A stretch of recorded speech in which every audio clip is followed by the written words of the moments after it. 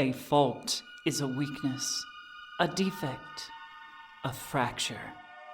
Faults divide, tear, and consume. Here in the city of Chester's Chasm, we struggle to maintain that precarious balance over the precipice in the earth, in our lives, and in our hearts. This story is about 4 teenagers with faults of their own. The fault between my faith and freedom. The fault between my family and identity. The fault between my life and death. The fault between my guilt and revenge.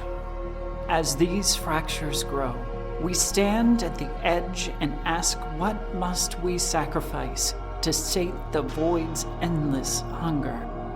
Is it possible that the answer lies within all our faults? Greetings, and welcome to All Our Faults, a Monster Hearts 2 actual play podcast from the Tabletop Talespinners network. I am your hostess and MC, Mistress Winter. I hope you're doing well today, and I appreciate you being here to continue on this journey with us. We last saw our teens in a series of vignettes as they navigate the week. Crispin had a tender, albeit manipulative, moment with Deanna. Saline had a bizarre confrontation with Barbara after reconnecting with her sister Ella. One of Vega's favored children passed on a threatening message to Michael. And Solomon reached out to an old caregiver for some advice. Content warning for this episode includes discussion of sexually transmitted diseases. The time code is in the show notes. Shoutouts and thank yous after the show.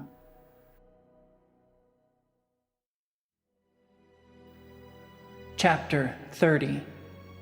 All will be revealed. We briefly part from the present and return to last Friday night, just after a particularly volatile party.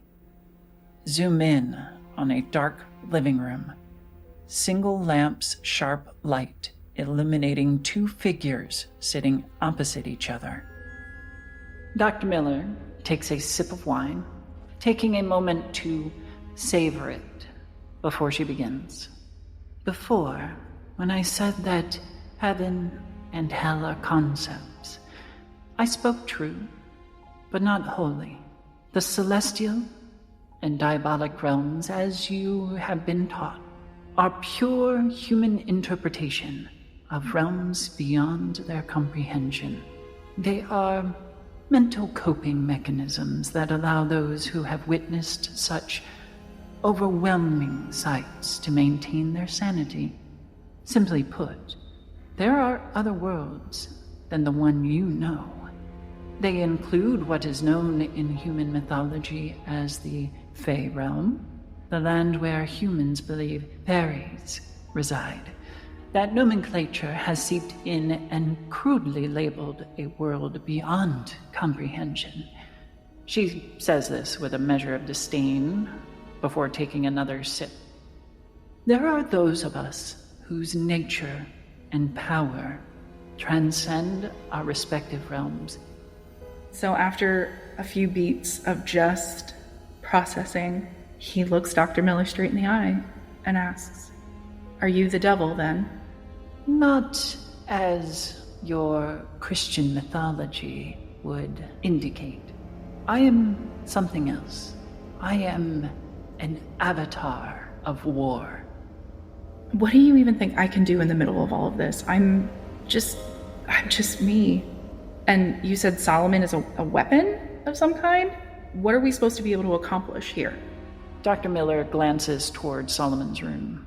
As for our esteemed guest, he bears moon-touched, bestial blood, granting him great strength, constitution, and very sharp teeth. The perfect soldier when combined with a bit of intelligence and given direction, that's not to mention the ability to create more of his kind. Yeah, we haven't exactly been getting along, so I don't really think he'll be inclined to listen to me right now. The scene cuts away to Solomon a little later in the week. I would like to heal some. I know I took some harm last time during that fight. Are you seeking aid? Probably. I feel like he's had a lot of wounds over the time, but he's kind of just let them do their own thing. Right now, he needs to heal faster than normally, so he would probably ask for someone for help. Who's he gonna ask? I think it'd be Almira. The very same place that I got the wounds. Go to get them fixed. Are you going to the diner, or do you want to follow her home? I feel like that'd be bad. I'm gonna go to the diner in broad daylight. Okay, fair enough. Probably while everybody else is there, but I don't care because I beat them up last time, so I'm the stronger wolf. There is an older woman who's waitressing during the day as you head in just before the lunch hour. And when you enter, Janice will invite you in. Hey, sugar, do you want to sit at the bar or do you want a booth? A booth would be good. Okay, I'll be right over with a menu for you. Question for you. Do you know if Almira's in? Oh, she starts her shift in a couple hours. Okay. Are you friend or family? Complicated at the moment. Friend used to be, but it's up in the air, I guess. You're not one of them stalkers, are you? No. Well, I've been known to stalk things in the night, but not people. Well, that's an odd answer. All right. I'm an odd person. At least some people tell me. Well, she'll be in later. If you want to come back for dinner, she'll be here. I think I'll wait. I'll just take the booth and order something. All right. What can I get you? Whatever the special is. Meatloaf it is. I think Solomon's happy that there's meat involved, but meatloaf is kind of like... So fantastic, right? But he'll sit at the booth and eat his meatloaf. She won't arrive until about, we'll say, 4 o'clock. And Janice will catch her before she gets too far in, kind of whispering to her. Amira looks your way, gives a heavy sigh, and rolls her eyes. Thanks, Janice, before heading over. What do you want? I wonder if you can help me out with something. Depends on what it is. I took some licks, in that fight the other day. And I never really was good at patching myself up. So I was wondering if you could help me out. What do I look like? Your fucking emergency room? Would you rather me go to the emergency room and say, oh no, a bunch of werewolves beat me down like this and that's why I got all these bruises and cuts and whatnot? Well, as much as it would bring me no amount of joy to see you locked up in a loony bin, I'm not going to put you through that. Come on, I've got a first aid kit in the back. Thank you. I'll follow her. She'll lead you back past the kitchens and into a small, cramped office where she'll help patch up some of your hurt. Give you some extra strength ibuprofen. While she's patching me up, I'm just gonna say, look, I get that you hate me now, right? And from what you say, I get it. If I was left in a tree all night, I probably would be a bit angry at myself. I'm not saying that you don't have the right to be mad at me. I'm not saying that you shouldn't. I'm just saying I did my best to let people know you were there and to try to get to you. I've thought about it for years, worried about where you were. And truly, if you don't want to see me again after this, I'll leave you alone. Give me a hot roll. Oh, that's nice. That's going to be 13. Whoa. All right. Yeah. I rolled a 6 and a 5. Gain a string on Elmira. She keeps her focus on patching you up, not looking you in the eye as you apologize and bare yourself and your vulnerabilities open to her. Hey, it's ancient history. And to be honest, things have been good. I have the diner, I have Elder Grouse, I have the pack. Yes, it's a lot more than I can say for you. So, in the end, leaving me up a tree kind of worked out. I'm glad. I'm really glad to know that you made it out too. Yeah. I'm glad that you have so many people around you to them taking care of you. Yeah. That's all I wanted to know, that you were okay. I'm good, and it looks like you'll be fine too. You're all patched. It'll take a little bit for those bruises to heal, but, time heals all wounds, right? So they say. I know that I don't know how you feel about my parents now, but there's a cabin in the woods. And I know when we were younger, everybody meant a lot to each other, so there's one last thing, one last favor. I know it would mean a lot to them if you went and said hi. If I can find the time, I will go pay my respects. Thank you. And thanks for the bandages. Sure. I'll be getting out of your hair. Get out. I've got a dinner to serve. All right. Have a good shift, and I'll stand up and walk out. All right. Cut back to Crispin, who admits. Yeah, we haven't exactly been getting along, so I don't really think he'll be inclined to listen to me right now. Your friend Saline is an offspring of a fairy king and a human woman. It is unfortunate that her father has been overthrown recently, and the poor girl is now pursued by usurpers. Dr. Miller smirks. You know about Saline. Can you stop whatever's chasing her or help her father or do anything for her? She's so scared. She says simply, "That is within my power." The last of Dr. Miller's words overlay a transition to the interior of Powerline Tattoo as an unexpected visitor pushes open the door. Saline, you're enjoying a meager dinner at Powerline when the door opens and Marina walks into the studio.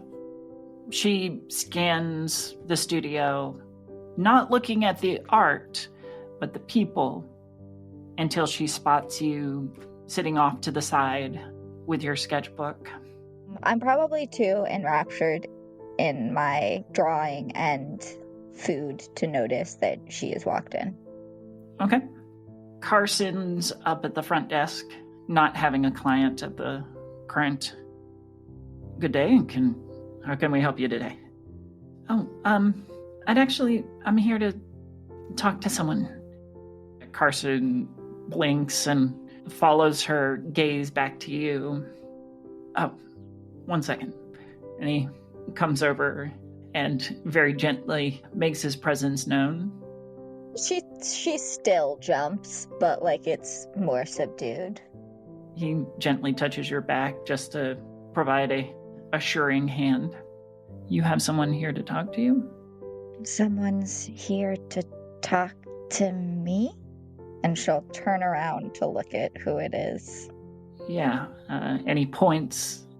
Should I let her back, or do I need to? Yeah, that's fine. I know her from school. Admittedly, not super well, but we know each other. Do we need to give you the apartment for a little bit? Can I look at Marina and sense any sort of vibe as to, can I gaze into the abyss to sense why the hell she's here? Sure, if you'd like to. Yeah. Vibe check. I want to vibe check her. Vibe check. And by that I mean, I guess I'm gonna gaze into the abyss. So I'll give you kind of a surface read, and if you want to look deeper, you can. Okay, sounds good. She is rubbing at her arms as if it were cold, but the jitteriness is familiar. The anxiousness that is caused by no wind chill. What I've done to this poor girl. I'll look back at Carson and just kind of nod and just, if that's all right, I think that'd be best. All right. You just let us know when you're good. I will. And don't worry. The walls are thin, but our tools are noisy enough.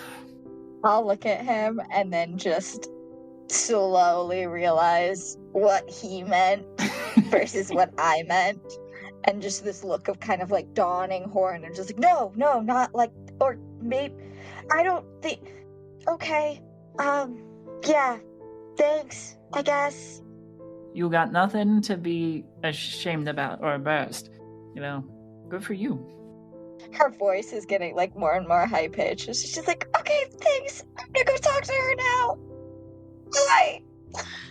Carson will usher her back and allow the two of you to climb the very narrow steps up to the second floor apartment, which is furnished with all kinds of secondhand furniture and barely finished in terms of its construction. There are whole panels of drywall missing with exposed piping and everything. There's wood rot in some of the corners.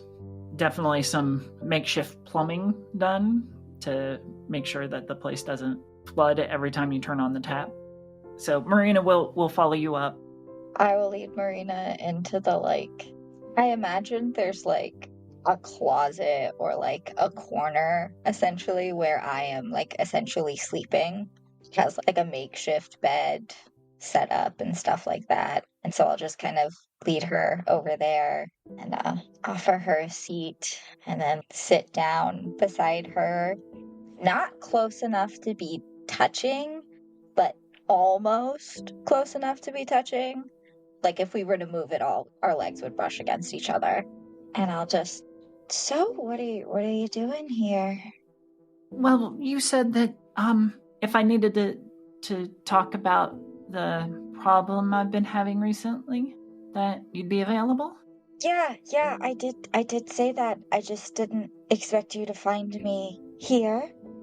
How did you find me here, if you don't mind me asking? Don't get mad, but I talked to your sister. Okay, and she told you. I don't know if that's a good sign or not. She gave it up really easily, so I don't know what that means. Yeah, that doesn't surprise me. I'm also not exactly hiding. Anyway, just wanted to make sure that you weren't stalking me or anything. And then she'll laugh awkwardly. She totally meant it as a joke, but this is Saline, so it does not land the way she wants it to land. So it's just this kind of awkward laugh, and then she'll go silent. Just, your problem, the problem. What, how can I help you? Well, you seem to know what's happening. I cannot sleep, and I am nervous all the time. I feel like something is following me.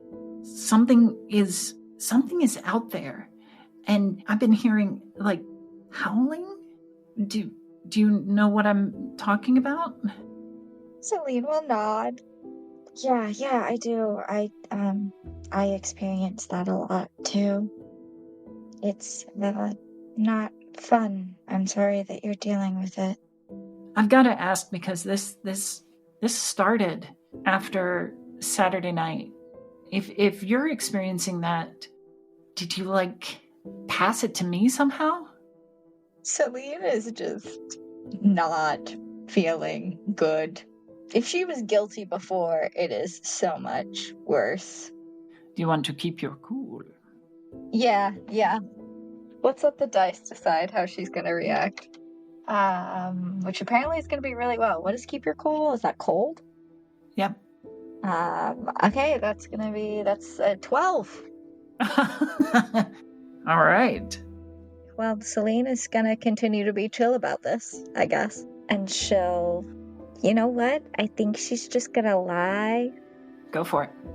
And just, maybe if I did, it wasn't on purpose. But you're experiencing the same things that I am. So I guess it's a possibility. So, like, what is it? Is this just like some weird flu or something?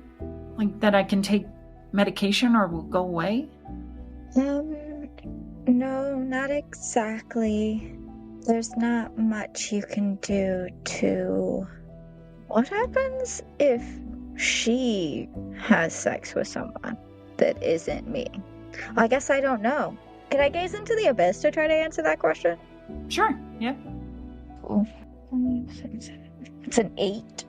You're not 100% sure, but the idea of trading scent and fluids and everything, the more it's muddled, so the more people that you have in that, the more it gets muddled and therefore is harder to track. In short, the strings get spread around or broken completely. It's not like the flu. It's not an illness that you can just get rid of. But you could probably do a similar thing as to what we did with someone else. And that would probably help if our experience is anything to go off of. But what is it? Am I going crazy? And how did I get that from you? It's not like syphilis or something, right?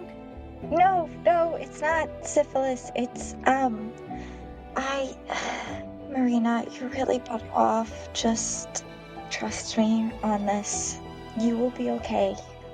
I have to, sleep around to stop being crazy? That's one way to put it. Well, that's a problem. Why do you think I was down there playing that game in the first place? I don't have someone to just randomly make out with. I mean, I don't either. That's also why I was playing the game. I'm going to reach for her hands. Tentatively reach for one of her hands and cup it in mine and just... I'm really sorry that this is what you're experiencing.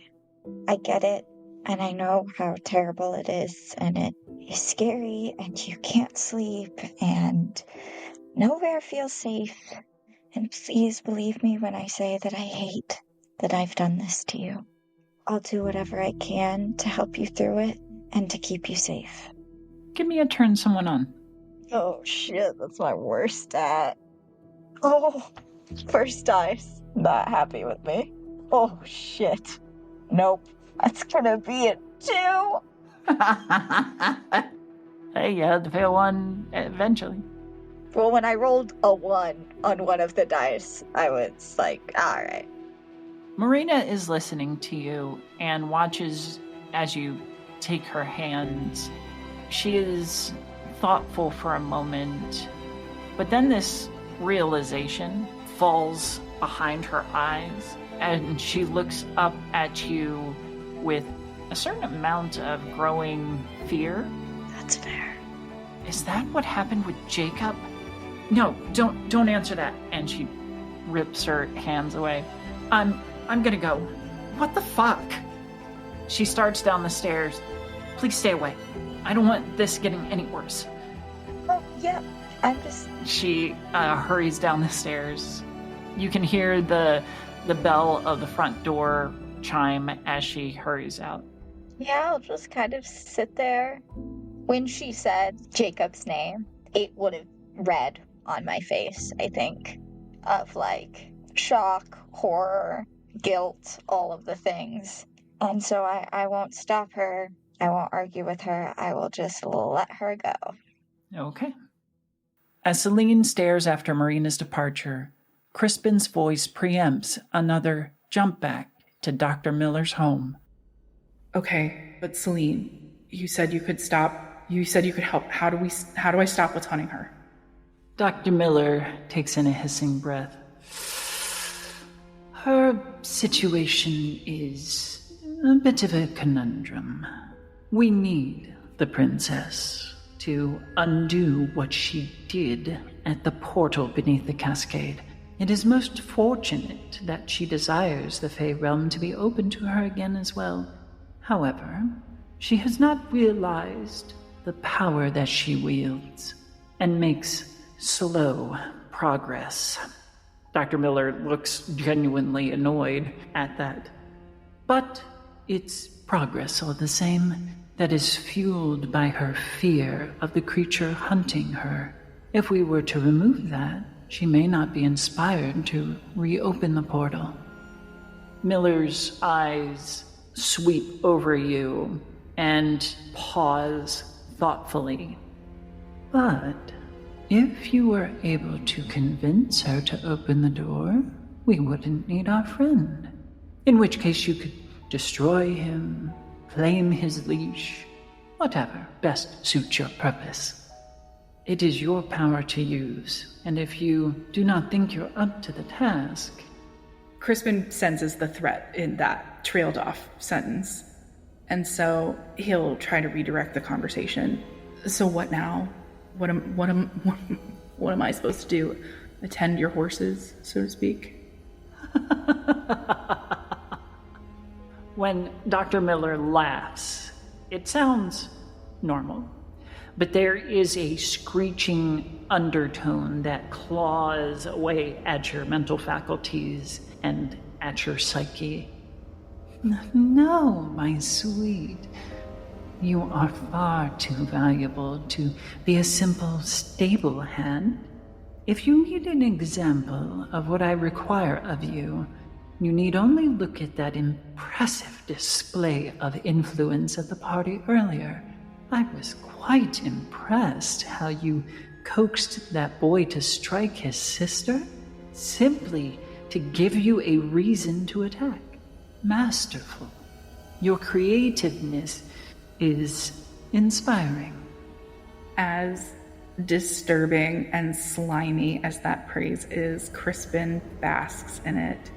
Thinking back to that moment where he imagined Deacon hitting Deanna and then it happened, he remembers the surprise of seeing his imagination come to life. And that, I think, is what shoves him over the line into the realization that he's different now in a way that probably would have horrified him a few weeks ago, but is just what it is now. If he wanted to feel a certain way about it, it wouldn't matter because we're already here. Okay, who else then? Me, Solomon. There's got to be others. Michael, however, has something that we need to resolve. Mm-hmm. You're heading back to your masters. Yeah, because I was summoned by that other twink. Reggie? Yeah, he had passed on a message that... Daddy was calling. Yeah. So we'll start there. It's been a while since you've seen the monolith that is his building. Mm-hmm. You'll notice as you step through the entrance, head for the elevators, that some of his staff have rotated out. New individuals who eye you suspiciously, considering you're not familiar. But they are clearly under orders to allow you to pass as you head to the elevator and up to his penthouse.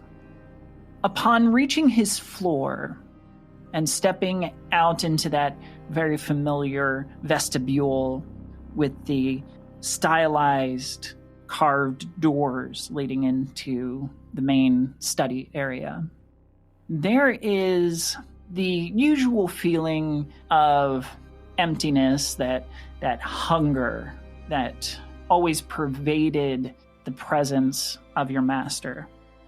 But it is especially poignant, very sharp, and it increases your hunger 2 or 3-fold just from the elevator. Is this like the creature that was following Saline? No, It's not an increase in your predatory hunter nature. It is just a feeling that you are really, really hungry. That even if you've fed recently, it suddenly feels like you're wasting away. And it is a feeling that you've had very recently, but we'll get to the source of it in a moment. Do you proceed? Of course, I'm already here. You push open the doors and step into the dimly lit study. The low fire, the only light in the room. Per usual, your master turns from the bay windows overlooking the city of Chester's Chasm. I knew you still lived. I had a feeling. Are you impressed or disappointed? You continue to surprise me. And I find that useful. I'm glad I can serve some value, at least. Well, you may have the opportunity to serve even more. To continue to prove your worth. What do you need from me? It is not what I need. And he looks to one of the high-backed chairs facing away from you by the fireplace. You see a slow movement as a hand sets down a glass of now empty wine. Wine? Not blood? Wine, yes. It is I that have a task for you. Who else than me? Solomon. There's got to be others, right? Barbara? I bet she's been weird lately. You are my champion. Sarah Paisley, I believe you know her, is a champion of plague. Dr. Miller corrects. Barbara, though, is different.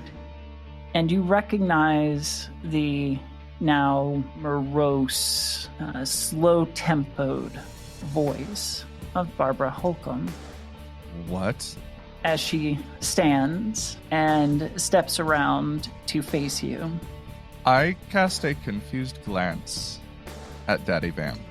There is, from your perspective, just this facade of pride, almost, as he watches the exchange, and no small amount of mirth at your confusion and surprise. What is needed? I need Saline. More specifically, her blood. Why? My goals are my own. All you need to know is what I need to accomplish them. I look back over at Vega and wait for his input. He leans back against his desk, arms crossed, silently watching the exchange.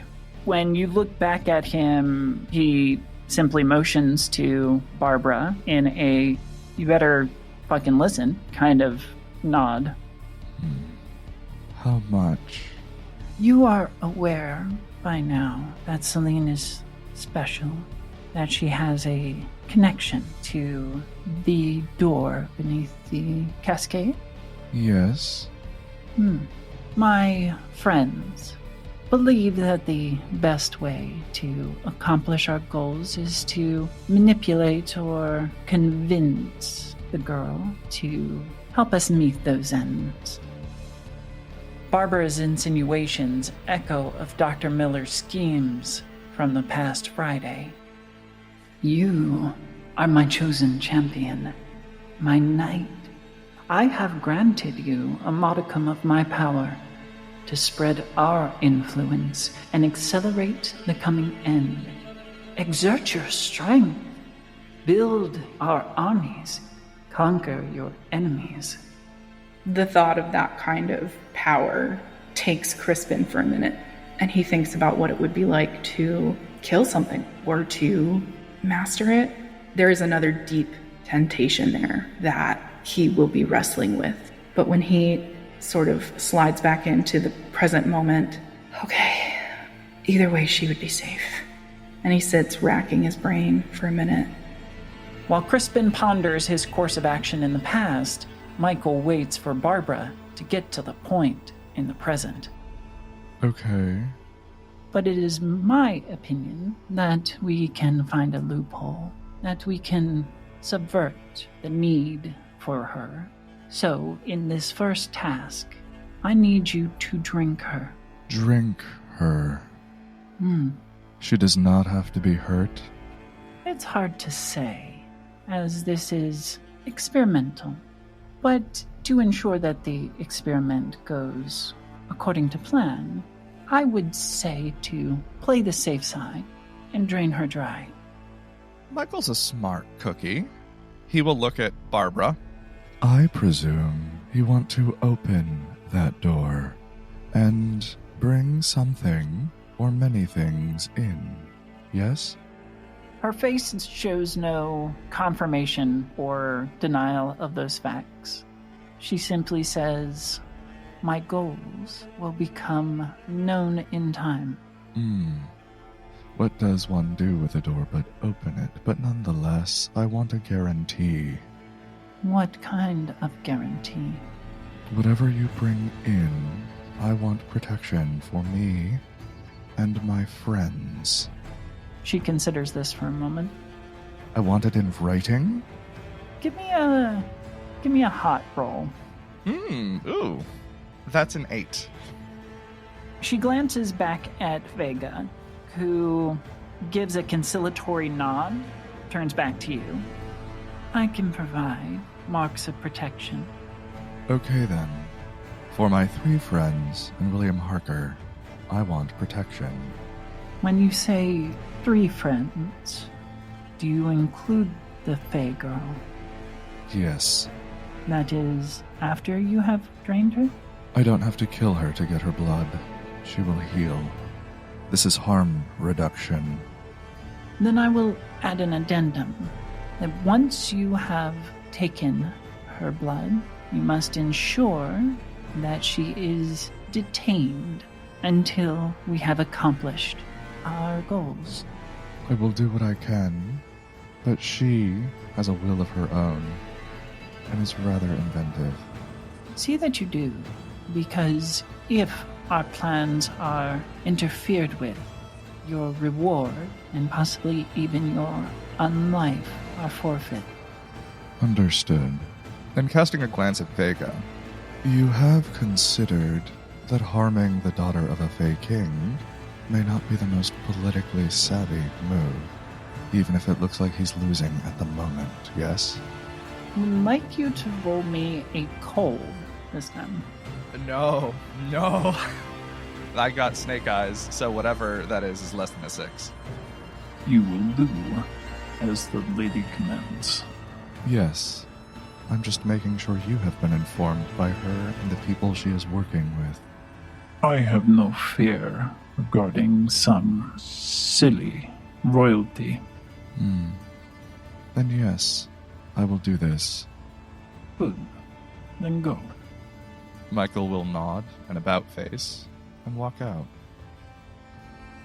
But when he sort of slides back into the present moment, okay, either way, she would be safe. And he sits racking his brain for a minute, and he has a horrible idea. And he pauses, and he doesn't want to say it, but the pull of keeping Saline safe, of being her savior, which is something he has always wanted to do, is too strong, especially with the addition of a potential new source of power for himself. He settles in the chair, and he sits up straight and looks Dr. Miller in the eye. Her sister, Ella. All Our Faults is a Tabletop Talespinners production. The TTN director is Emma Kocar. Crispin was played by Kat Kelly. Michael was played by Juicy Garland. Saline was played by Abby Marie Carter. Solomon was played by Extell. I have been your producer and MC, Mistress Winter. If you would like to follow us out in the social wilds, our tags are in the show notes. Until we meet again, I wish your hearts love and joy. Farewell for now. This has been a tale from the Tabletop Talespinners Network.